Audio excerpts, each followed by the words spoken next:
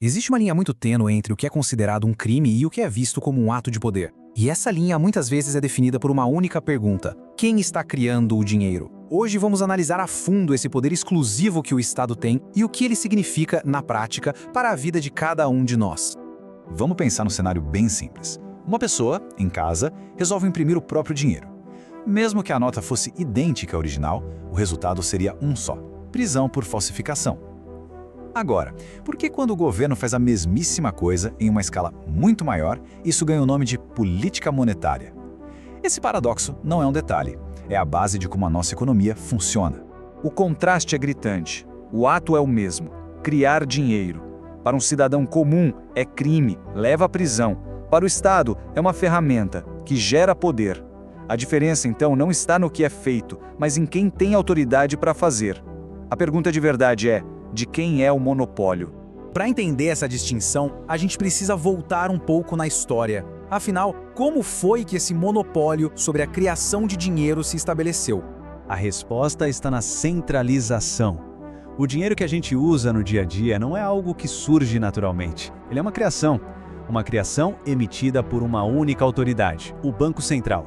E esse poder exclusivo não foi um acaso do destino, não. Ele é um pilar projetado para sustentar todo o sistema financeiro que conhecemos.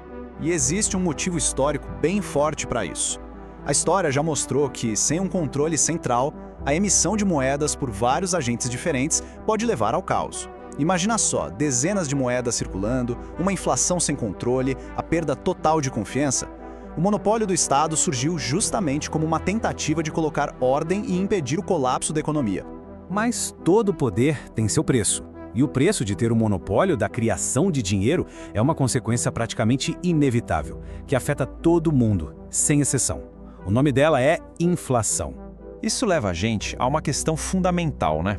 Se o governo pode, de fato, criar dinheiro, existe algum limite? Bom, na teoria a resposta é não. A impressora pode rodar sem parar, mas na prática existe um freio invisível, mas muito poderoso: a própria realidade da economia. E o nome desse freio é inflação. Ela acontece quando a quantidade de dinheiro na economia cresce muito mais rápido do que a capacidade de produzir coisas, de oferecer serviços. A lógica é até bem simples. Se tem muito mais dinheiro circulando para comprar a mesma quantidade de produtos, o que acontece? Os preços sobem. Traduzindo isso para o nosso bolso, o dinheiro perde valor. Aquele esforço para ganhar e guardar cada real, ele simplesmente se desvaloriza.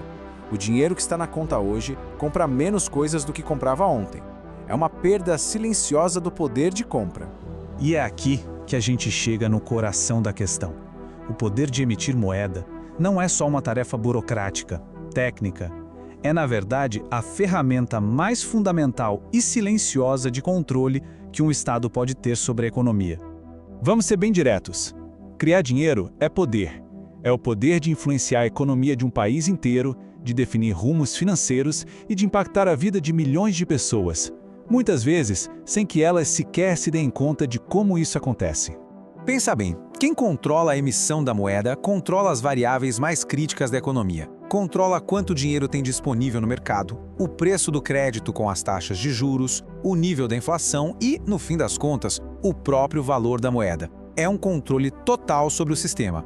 É exatamente por isso que a política monetária é vista como um equilíbrio tão delicado, quase como andar numa corda bamba. De um lado, existe a tentação ou a necessidade de emitir dinheiro para estimular a economia ou financiar os gastos do governo. Do outro, o risco imenso de exagerar e simplesmente destruir o valor da moeda com a inflação. O Banco Central fica ali, tentando gerenciar essa balança, mas é um equilíbrio extremamente difícil.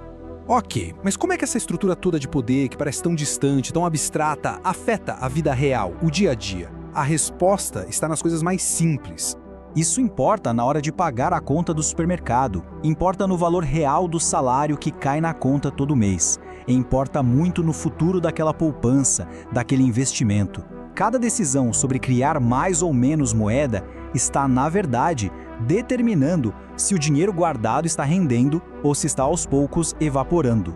O ponto crucial que precisa ficar claro é este: as decisões tomadas nos altos escalões sobre a criação de dinheiro não ficam lá. Elas descem e se manifestam diretamente na realidade financeira de toda a população. É uma força poderosa, que opera o tempo todo, mesmo que a gente não a veja.